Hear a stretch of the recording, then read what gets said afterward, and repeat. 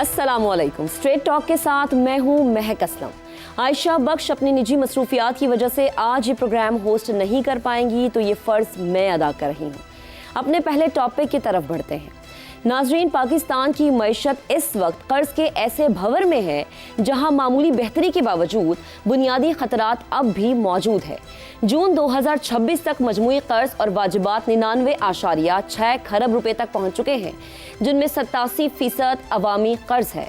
अगरचे कर्ज का मजमूई कौमी पैदावार से तनासुब 78.5% पर आना और एक साल में 4.2% बेहतरी की मुस्बत अलामत है, मगर मईशत के लिए ये बोझ अब भी खतरनाक है। गुज़िश्ता 4 बरस में विफाकी हुकूमत का कर्ज 75% बढ़कर 83.6 खरब रुपए हो चुका। हालांकि इसी अरसे में विफाकी आमदनी में 107% इजाफा हुआ। सबसे तशवीशनाक पहलू कर्ज की लागत है। पाकिस्तान ने गुज़िश्ता माली साल कर्ज और वाजिबात की अदायगी पर 12 खरब रुपए खर्च किए, जबकि सूद की अदायगी अगरचे 9.5 खरब रुपए से कम होकर 7.3 खरब रुपए हुई। फिर भी ये बजट का सबसे बड़ा खर्च है। रवा माली साल कर्जों की अदायगी के लिए 8 खरब रुपए से जायद मुख्तस किए गए। यूं कौमी वसाइल का एक बड़ा हिस्सा तरक्की, सनत, रोजगार और इंसानी सरमाए के बजाय माजी के कर्जों की कीमत चुकाने में लगा। हुकूमत की एक अहम कामयाबी मुसलसल तीसरे साल बुनियादी बजट सरप्लस है, जिसने कर्ज के फैलाव को कुछ महदूद किया, मगर ये सरप्लस जायद टैक्सेस और सब्सिडी में कमी से हासिल हुआ, यानी कि मालियाती निज़ाम का बोझ बड़ी हद तक अवाम पर मुंतकिल हुआ है। इसके बावजूद अखराजात में 66% इजाफा जाहिर करता है कि बुनियादी मसला सिर्फ आमदनी नहीं बल्कि हुकूमती अखराजात भी है। बैरूनी कर्ज और वाजिबात 138.6 अरब डॉलर तक पहुंच चुके हैं। रुपए की कदर में ठहराव और मकामी मार्केट से गैर मुल्की करेंसी की खरीदारी ने बैरूनी कर्ज के दबाव को वक्ती तौर पर कम किया, लेकिन कलील मुद्दती कर्जों का बढ़ता हुआ हिस्सा मुस्तकबिल में रीफाइनेंसिंग का खतरा बढ़ा रहा है। सवाल ये है कि क्या मालियाती निज़ाम पायदार भी है या फिर नहीं। कर्ज का बोझ माली ज़रूरियात, मजमूई तरक्की पैदावार के 20 से 23% और सूद कौमी बजट का बड़ा हिस्सा खा रहा है।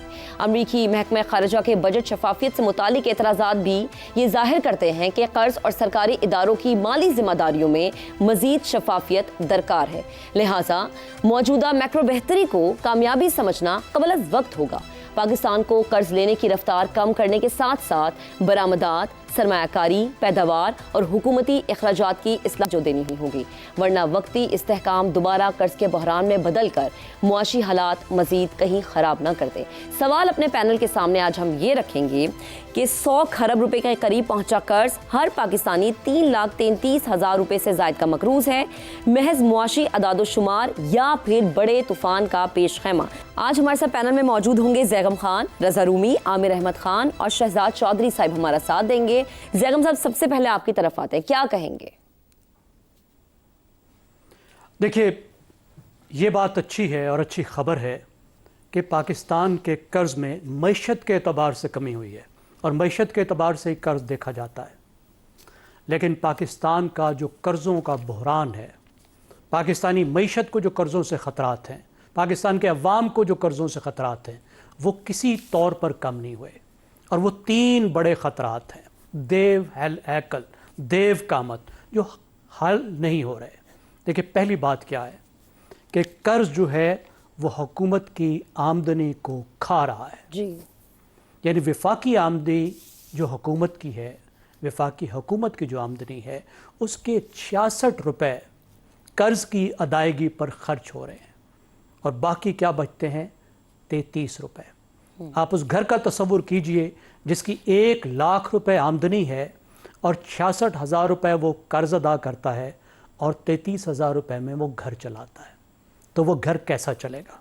ऐसे ही चलेगा जैसे पाकिस्तान चल रहा है कि मुस्तकबिल पर खर्च करने के लिए, अवाम पर खर्च करने के लिए, मुल्क पर खर्च करने के लिए कुछ नहीं बच रहा। दूसरी बात कि जो आप कर्ज अदा कर रहे हैं, ये जो 66 रुपए आप अदा कर रहे हैं, ये कहाँ से आ रहा है? क्या ये अपनी जेब से दे रहे हैं ताकि कर्ज का बोझ कम हो? ऐसा नहीं है। नहीं है। ये आप 2 तरीकों से दे रहे हैं। एक तो ये कि आप कर्ज जिनको आपने वापस करना है उनके जाके पांव पकड़ते हैं और कहते हैं ये अगले साल तक आप मौखिर कर दें, जिसको कहते हैं रोल ओवर। इस साल ना लें बिरादर, अगले साल आप ले लें, अगले साल फिर चले जाएंगे।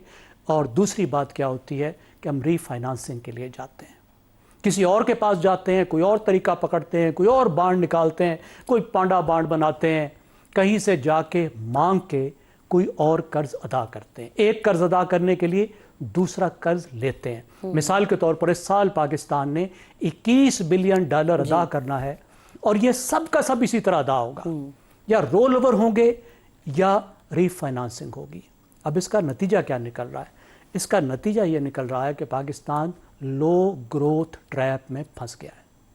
इसकी वजह से पाकिस्तान की मईशत बढ़ने का नाम ही नहीं ले रही, क्योंकि इस कर्ज की वजह से खिसारा आ जाता है। जब खिसारा आ जाता है तो फिर टैक्स निचोड़ने की कोशिश की जाती है उनसे जो पहले ही टैक्स दे रहे हैं। फिर हुकूमत कम खर्च करती है, जिसकी वजह से ग्रोथ नहीं होती। ये तो हैं 3 बड़े बड़े मसले। अब 3 इसके बड़े हल क्या हैं? देखिए, सबसे बड़ा अहम तरीन, शायद अगर आप वाहिद हल भी गिने तो ये हल होगा कि आपकी मईशत को कर्ज से ज़्यादा तेज़ी से बढ़ना चाहिए।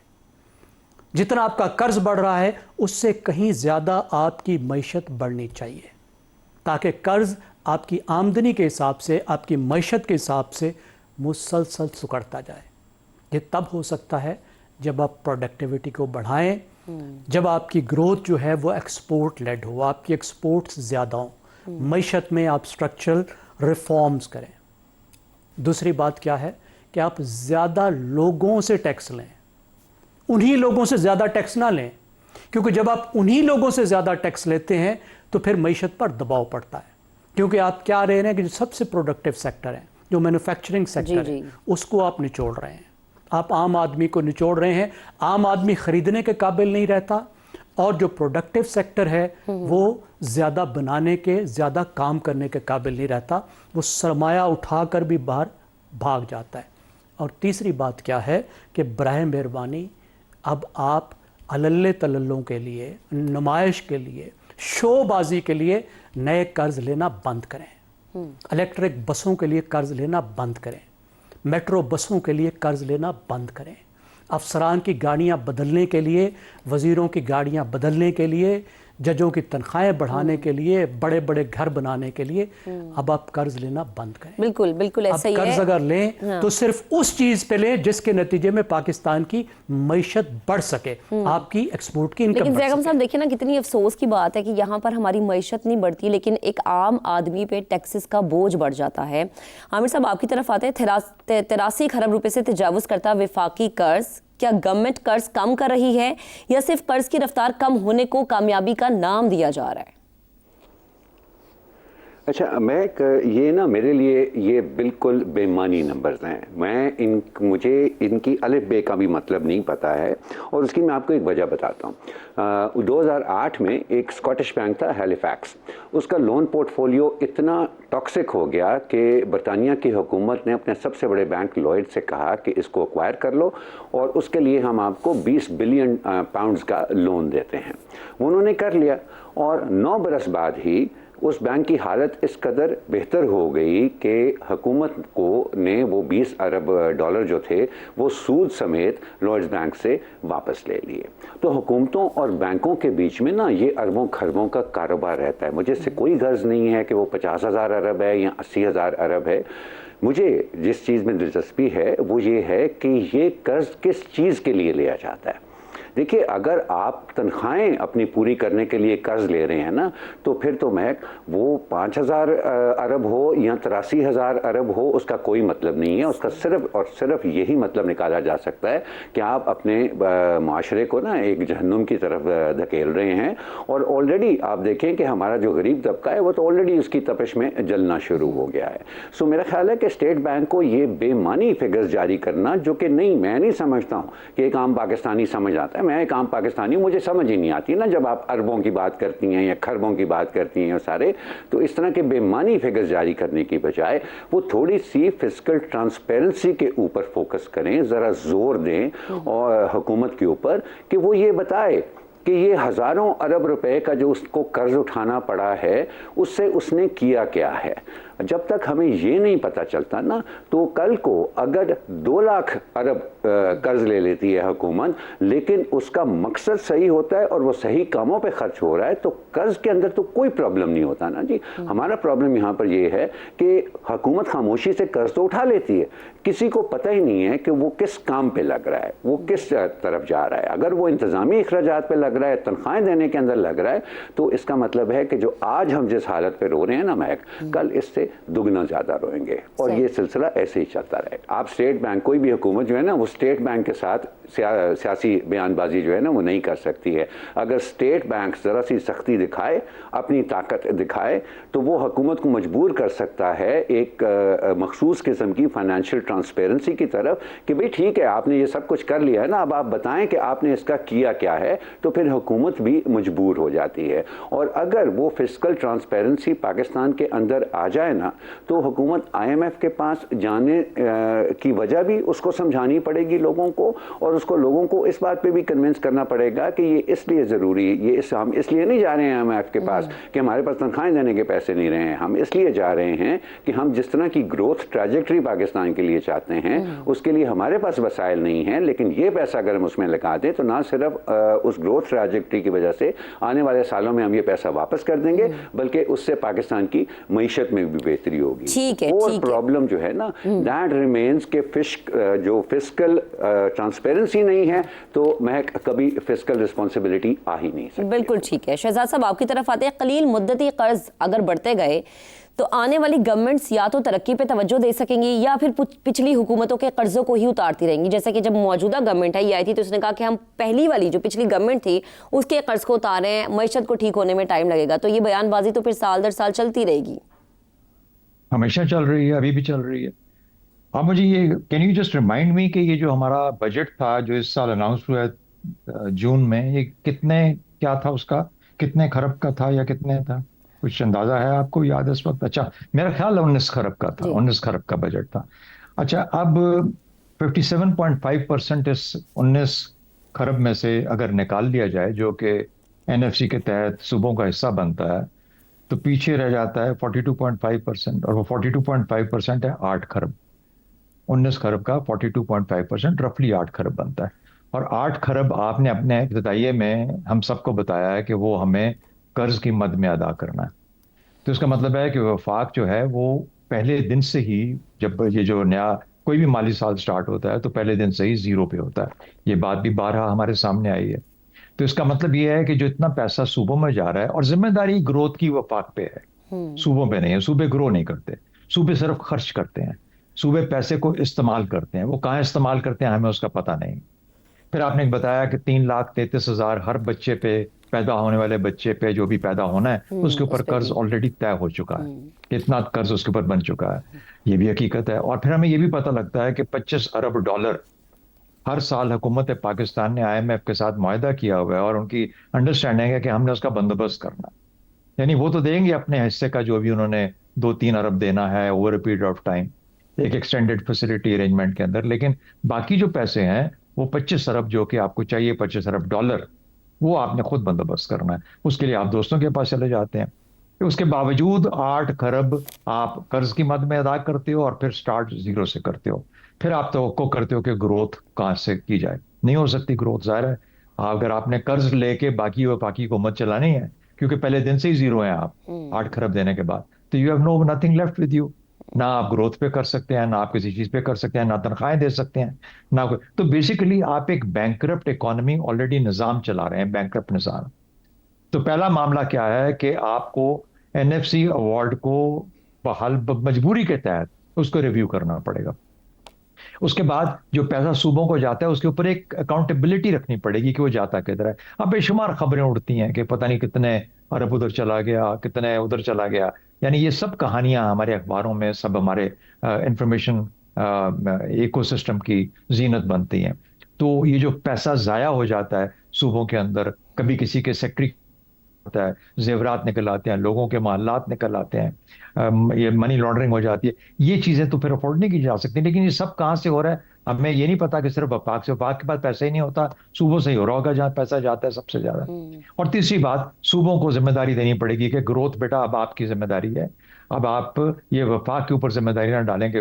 वफाक जिस हद तक मुमकिन है सॉवरेन अपनी गारंटी देता है, पैसे सूबे अगर लिए जा रहे हैं, लोन्स लिए जा रहे हैं और उसके ऊपर अपने अखराजात किए जा रहे हैं। कुछ की मिसाल आपके सामने आई है, कभी वो बसों की सूरत में है, कभी किसी की शक्ल में है। तो ये वो तमाम प्रोजेक्ट्स हैं जिनको के आप जिसके ऊपर पैसा 30% 40% वैसे ही कमीशन में खा लिया जाता है, क्योंकि ये बिल्डिंग्स हैं, सड़कें हैं, बसें हैं, फलाना है, इस तरह की तमाम चीजें हैं। साबित करने के लिए तो हमारे पास कुछ नहीं है, बट हम जो आम फहम बड़ी बातें हैं हम उसके तहत बात कर रहे हैं। तो मेरा अपना ख्याल है कि इस तरह ना इकोनॉमी चल सकती है, ना कोई रियासत और ना मुल्क चल सकता है। एक हुकूमत नहीं, आज की हुकूमत भी वही कर रही है जो कल की हुकूमत कर रही थी, कल की आने वाली हुकूमत भी यही करेगी जो आज कर रही है। तो बदकिस्मती हमारी ये है कि इस चीजों को इनको करेक्ट करें, उसके बाद फिर जाके कोई मीनिंगफुल डिबेट बनती है। वरना हम इन फिगर्स को लेके बैठ के क्या बात करेंगे। बिल्कुल सही कहा आमिर अहमद खान साहब ने कि ये फिगर्स किसी आम आदमी को क्या मैटर करते हैं। जाहिर है आम आदमी तो बेचारा जो है वो तो कर्ज देता ही नजर आ रहा है। ठीक है, करोड़ और करोड़ों लाखों तक नहीं पहुंचता, हम करोड़ों की बात कर रहे हैं और खरबों की बात करें। ठीक है, रजा साहब आपकी तरफ आते हैं। अगर कर्ज कौमी पैदावार की मुकर्ररा हद से ऊपर चला जाता है तो क्या पाकिस्तान की मईशत वाकई पायदार है, या फिर हम ये कहें कि एक ऐसे कर्जी निजाम को कामयाबी का नाम दिया जा रहा है जो किसी भी बड़े झटके के बाद बिखर जाएगी? महक, देखिए, मामला इस तरह से है कि कर्ज लेना या कर्जे का मौजूद होना किसी भी हुजूम का वो खुद एक मसला नहीं है। अब आप देख लीजिए, अमेरिका को देख लीजिए, चीन को देख लीजिए, दो बड़ी मईशतें हैं, वो भी बहुत कर्जे उठाती हैं और देती भी हैं कर्जे। अमेरिका में तो बल्कि दुनिया में अगर देखें कोई मुल्क सबसे ज्यादा मकरूज है तो वो अमेरिका है। मगर सवाल ये पैदा होता है कि वो कर्जा जाता कहाँ है। जैसे आमिर साहब ने कहा कि अगर तो हमें ये पता हो कि वो कर्जा जो है प्रोडक्टिव सेक्टर्स जो है मईशत के, वहां पर इन्वेस्ट हो रहा है, जिससे कि मुस्तकबिल में इन्वेस्टमेंट बढ़ेगी, नौकरियां पैदा होंगी, खुशहाली आएगी, पर कैपिटा इनकम बढ़ेगी, तो 100 बिस्मिल्लाह। मगर यहाँ पर यह है कि ये कर्जा उठाया जाता है पिछले कर्जों को की अदायगी के लिए। और मजे की बात यह है कि हम अक्सर फॉरेन लोन्स की बात करते हैं, ज्यादा कर्जा जो है वो हम डोमेस्टिक, हमारी हुकूमतें डोमेस्टिक बैंक से उठाती हैं और उसके बाद उनकी जो शरह सूद के मुताबिक अदायगियों के लिए मजीद कर्जे उनसे लेती हैं। इसीलिए आप देख लीजिए आदादुशुमार के पिछले कई सालों से जो पाकिस्तान के बैंक हैं वो मुस्तकिल मुनाफे में जा रहे हैं और बड़ी उस पर वाह होती है कि जी देखिए मईशत के क्या कहने कि इस बैंक ने इतना प्रॉफिट कमाया, इस बैंक ने उतना प्रॉफिट कमाया। ये दर हकीकत एक विशेष साइकिल है हुकूमतों और प्राइवेट बैंक्स के माबैन, और एक यूं समझिए मिली भगत है, और इसका फायदा अवाम को नहीं होता। अवाम की जहां पे बात हुई तो मुझे वो हबीब जालिब साहब के अशार बड़े मशहूर हैं कि वही हालात हैं फकीरों के, दिन फिरे हैं फकत वजीरों के, हर बिलावल है देश का मकरूज, पाँव नंगे हैं बेनजीरों के। ये उन्होंने 1987 गालिबन 86, 87, 88 में ये लिखी थी जब बेनजीर भुट्टो शहीद पाकिस्तान आई थी। और साजिशें वही खिलाफे अवाम, साजिशें वही खिलाफे अवाम, मशवरे वही हैं मुशीरों के। अब आप बताइए कि आज भी वही मुशीर, वही कर्जा, वही IMF, वही मॉडल जारी और सारी है। किसी किस्म की कोई इस्लाह जो होनी है, और जिन इस्लाहात का चर्चा हर हुकूमत करती है, वादे करती है, मंशूर में लिखती है, वो उन पर अमल नहीं होता। उमरा जो है वो उनके वारे न्यारे हैं। हम अक्सर इस प्रोग्राम में जिक्र करते हैं, और 17 से 20 अरब डॉलर सालाना उनको टैक्स छूट मिलती है, उनको सब्सिडीज मिलती हैं, और जो बोझ है सारा इन कर्जों की अदायगी के लिए या बजट के खसारे को पूरा करने के लिए वो अवाम को भुगतना पड़ता है। बिजली का बिल हो तो उसके ऊपर कई तरह के टैक्स आपको दिखाई देते हैं। एक बिल होगा उस पे 40-50% जो है वो टैक्स है। पेट्रोल डलवाने जाइए तो लेवी ऊपर लगी हुई है 40-45%। ये कहाँ का इंसाफ है? तो ये एक, जिसे कहना चाहिए एक मजमूम किस्म का निजाम मुरतब किया है पाकिस्तान की अशराफिया ने, और इसमें हर हुकूमत, हर सियासी पार्टी इन्वॉल्व है। बिल्कुल ऐसा ही है रजा साहब। ये पेट्रोल की आपने जो मिसाल दी है, सिर्फ पेट्रोल नहीं बल्कि अगर हम एक इवन एक छोटी सी भी कोई चीज़ खरीदने जाए, दूध का डब्बा भी खरीदने जाए, तो उस पर भी हम अच्छा खासा टैक्स पे कर होते हैं, लेकिन इन रिटर्न आवाम बेचारी क्या है, मजीद पिस्ती हमें नजर आती है। अभी ब्रेक लेते हैं, ब्रेक के बाद वापस हाजिर होंगे, आप हमारे साथ रहिएगा।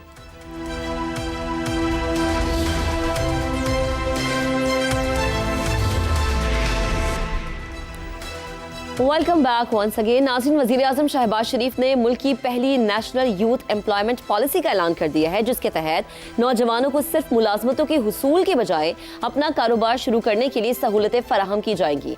पॉलिसी के मुताबिक हर साल स्टार्टअप्स के लिए 10% कोटा मुख्तस किया जाएगा, जबकि लेबर फोर्स में खवातीन के लिए 35% कोटा मुख्तस होगा। नौजवानों को मुस्तकबिल की जॉब मार्केट के लिए तैयार करने के लिए स्किल एम्बेसडर प्रोग्राम और national parks sector innovation programme शुरू किए जाएंगे। रवां साल 1000 स्टूडेंट्स को IT और AI की तालीम के लिए चीन भी भेजा जाएगा। वज़ीर आज़म शहबाज शरीफ ने अपने खिताब में कहा कि तमाम वसाइल नौजवानों पर निछावर कर देंगे। लैपटॉप्स को मशीन नहीं मिशन समझता हूँ। 7 लाख से ज्यादा लैपटॉप्स तकसीम किए जा चुके। इस साल मजीद 2.5 लाख क्रोम बुक्स तकसीम की जाएंगी। मुल्क भर में दानिश स्कूल्स और इस्लामाबाद में दानिश यूनिवर्सिटी भी बना रहे हैं। वज़ीर आज़म के मुताबिक माजी की गलतियों का अजाला नौजवानों की तरक्की और खुशहाली के लिए फंड्स की फराहमी से मुमकिन है, लेकिन इस पॉलिसी की ज़रूरत और इसके मुमकिना असरात को समझने के लिए नौजवानों की मौजूदा सूरत हाल देखना भी ज़रूरी है। पाकिस्तान में 15 से 29 साल की उम्र के तकरीबन 6 करोड़ नौजवान मौजूद हैं, जिनमें से 2 करोड़ 18 लाख यानी कि 37% नौजवान ना रोजगार से वाबस्ता है, ना तालीम हासिल कर रहे हैं और ना ही किसी तरबियती प्रोग्राम का हिस्सा हैं। ऐसे में गवर्नमेंट के लिए सबसे बड़ा सवाल पॉलिसी का ऐलान नहीं बल्कि उसके अमली अफादियत का है। चंद रोज कब वजीर दाखिला मोहसिन नकवी भी ये कह चुके हैं कि नौजवान सिर्फ वज़ाइफ और लैपटॉप्स नहीं बल्कि मेरिट पर रोजगार के मौके और एक दुरुस्त और शफाफ निज़ाम चाहते हैं। तो क्या क्रोम बुक्स, स्टार्टअप कोटा और तरबियती प्रोग्राम इस बड़े बहरान का जवाब है, या फिर नौजवानों को दरकार असल चीज़ एक ऐसा निज़ाम है जो इन्हें तालीम, हुनर और बाइज्जत रोज़गार के हकीकी मौके फराहम करे? क्योंकि 2 करोड़ से ज़्यादा नौजवानों को मुआशी धारे में लाने का चैलेंज सिर्फ नहीं, नताइज और मुसलसल अमल दरामद से ही हल होगा। अपने पैनल के सामने हम सवाल रखेंगे कि कॉकरोचेस को लैपटॉप देकर खुश नहीं किया जा सकता। मोहसिन नकवी का ये कहना है, जबकि लैपटॉप को मशीन नहीं मिशन समझता हूँ, वजीर आजम का ऐसा कहना है। तो क्या लैपटॉप कॉकरोचेस के मसाइल हल कर पाएंगे? शहजाद चौधरी साहब से इसका जवाब जानेंगे। शहजाद साहब क्या कहेंगे? महक, देखिए, आज ही मैं अभी एक किसी जगह बैठा था जहाँ पे इस किस्म की गुफ्तगू हो रही थी। 40 लाख नौजवान हैं जो कि जॉब मार्केट में हर साल आते हैं पाकिस्तान में, और कहते हैं कि उसमें से सिर्फ 15 लाख हैं जिनको कि एक नौकरी किसी किस्म की मिल पाती है। ये पढ़े लिखे नौजवान हैं जो कि जॉब मार्केट लेबर के अंदर आते हैं। 25 लाख लोग ऐसे हैं जिनको कि नहीं, कुछ भी नहीं मिल रहा, यानी वो पढ़े लिखे भी हैं या नहीं हैं या जैसे भी हैं, उनको काम नहीं मिल रहा बिल्कुल से। तो एक तो ये एक बहुत बड़ा फेलियर है, और इसके लिए कहते हैं कम से कम 8% ग्रोथ हो तो हम कम से कम 20 लाख नौकरियां सालाना क्रिएट कर सकते हैं। 20 लाख अगर 8% के करीब ग्रोथ हो, 6 और 8% के बीच में, तो ये नंबर्स हैं। हम कहाँ खड़े हैं 3% के ऊपर, हम कहाँ नौकरियां क्रिएट कर रहे हैं, किसी के लिए क्रिएट नहीं कर रहे हैं। आ जाते हैं लैपटॉप्स के ऊपर। देखिए, लैपटॉप बड़ी अच्छी बात है अगर किसी को इस्तेमाल करना आता हो। कभी कभार ये भी देख लेना चाहिए, और ये कोई सर्वे होना चाहिए कि जिनको लैपटॉप तकसीम किए गए हैं अब तक कौन लोग हैं और इन्होंने इसको कैसे इस्तेमाल किया। कितने लोग हैं जो बेच के इससे पैसे बना लेते हैं। ऐसा ही है। बेच सकते हैं या नहीं बेच सकते मुझे पता नहीं है, शायद कोई चेक हो उसके ऊपर, कोई काउंटर नहीं, कोई चेक एंड बैलेंस नहीं है, बेचते हैं लोग। शहजाद साहब जी बेचते हैं। अच्छा, तो जब ये बेच लेते हैं तो उसके बाद जाहिर है कि वो तो उसको उससे फायदा हासिल नहीं कर रहे। तीसरी बात, बेचने के लिए डेटा उसका बुनियादी उनसर है। डेटा की तरसील, डेटा का रिकॉर्ड, डेटा की अवेलेबिलिटी, डेटा को पहुंचाना, स्पीड के साथ पहुंचाना, स्पीड के साथ रिसीव करना, ये वो अवामिल हैं जिससे कि लैपटॉप चलता है। लैपटॉप फिल्में देखने के काम या वहां पे सीडियां डाल के या कोई यूएसबी डाल के ड्रामे देखने के काम नहीं आता। बदकिस्मती से जो लैपटॉप आप हम तकसीम कर रहे हैं उनसे सिर्फ यही कुछ किया जा सकता है जो मैंने जिक्र किया, क्योंकि डेटा तो आता नहीं है, ना 4G ना 5G, अब तो बहरहाल में 2G तक भी मुश्किल से अभी तक हम कर पाए हैं। तो जब तक आपका इंफ्रास्ट्रक्चर इस काबिल नहीं होता कि उस लैपटॉप से कोई प्रोडक्टिव काम किया जा सके, इसमें कोई शक नहीं कि बहुत अच्छी चीज है जी। अगर उस किस्म का इकोसिस्टम भी साथ एग्जिस्ट करता हो, ऐसा माहौल हो जो कि उसको पॉजिटिवली प्रॉफिटेबल बना सकता हो, तो फिर ये नौजवान उससे फायदा हासिल कर पाएंगे। बिल्कुल, इसमें कोई शक नहीं कि बुनियादी एजुकेशन के साथ स्किल ट्रेनिंग बहुत इंपॉर्टेंट होती है। वो स्किल ट्रेनिंग हम कहाँ पे दे रहे हैं और उसको फिर सिखा किस तरह रहे हैं कि वो जॉब मार्केट चाहे वो पाकिस्तान की है जी, या इंटरनेशनल है, या जो कि international आईटी की है। फील्ड में है, उनको बिल्कुल। कैसे इस्तेमाल कर शहजाद सकते साहब, हैं। ये आपने बड़ी अच्छी बात की, क्योंकि इंटरनेशनली चैलेंजेस को बीट करना अब हमारे लिए भी बड़ा ज़रूरी है।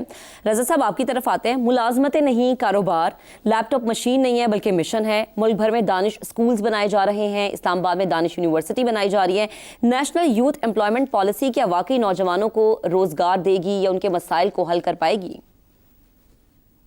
देखिए, मैं समझता हूं कि कोई भी पॉलिसी जो है उसको जांचने का जो पैमाना है वो उसकी इम्प्लीमेंटेशन होती है, और ये कि किस हद तक वो उस पर वाकई अमल किया जाता है या जाएगा, और क्या वो पॉलिसी जो है रियलिस्टिक है, यानी कि हकीकत पसंदाना उसमें रखे गए हैं टारगेट्स, या बहुत ही ओवर एम्बिशियस ना काबिले यकीन किस्म के गोल्स जो हैं वो बना दिए जाते हैं। तो इसलिए कहना कबल अज वक्त होगा, अब ये तो रोल आउट होगा तो यकीनन उस वक्त पता लगेगा।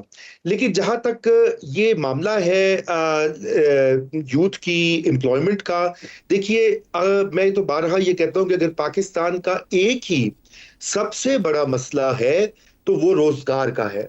उसके अलावा बाकी मसाइल बिल्कुल जिसे कहते हैं सानवी नौयत के हैं, क्योंकि इस वक्त जो है हमारे नौजवान जो कि हर साल 25 से 30 लाख लेबर मार्केट में एंटर हो रहे हैं, उनको नौकरियों की जरूरत है, जबकि सरकार और प्राइवेट सेक्टर जो है वो इतनी नौकरियां प्रोड्यूस नहीं कर रही। और यही वजह है कि आप देखते हैं कि लोग इनफॉर्मल सेक्टर में है या डंकी लगा के बाहर निकलना चाहते हैं, या कोई और हीला बहाना ढूंढ के मुल्क से बाहर रोजगार की तलाश में निकलना चाहते हैं। तो एक तो ये बात है।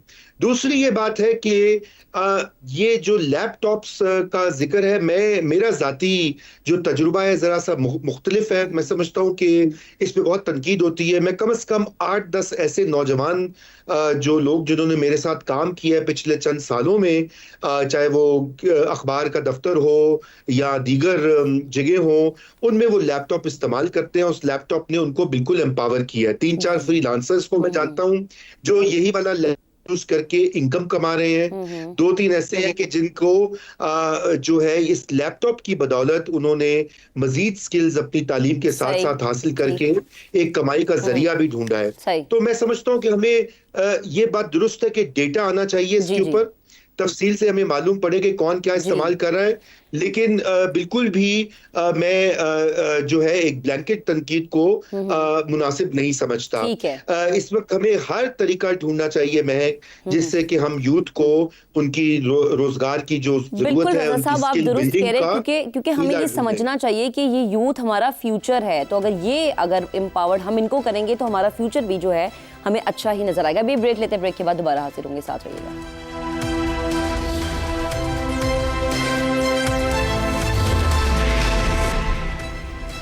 वेलकम बैक वंस अगेन जी। ज़रा हम बात कर रहे हैं कि जो हमारी नौजवान नस्ल है उसके लिए कुछ अच्छा सोचा गया है। जैगम साहब, आपकी तरफ आते हैं। 7 लाख से ज़्यादा लैपटॉप तकसीम किए गए, मज़ीद क्रोम बुक्स को तकसीम करने का सोचा जा रहा है। यूथ को मेंटली कंट्रोल करने के लिए जो ये स्टेप लिया गया है कि गवर्नमेंट के पास सिर्फ यही एक तरीका है और कोई तरीका नहीं है, कि उनको फाइनेंशियली स्ट्रांग नहीं करना चाहिए हमारे नौजवानों को? मुझे इन 27 लाख लैपटॉपों के बांटने पर इंतहाई सख्त एतराज़ है।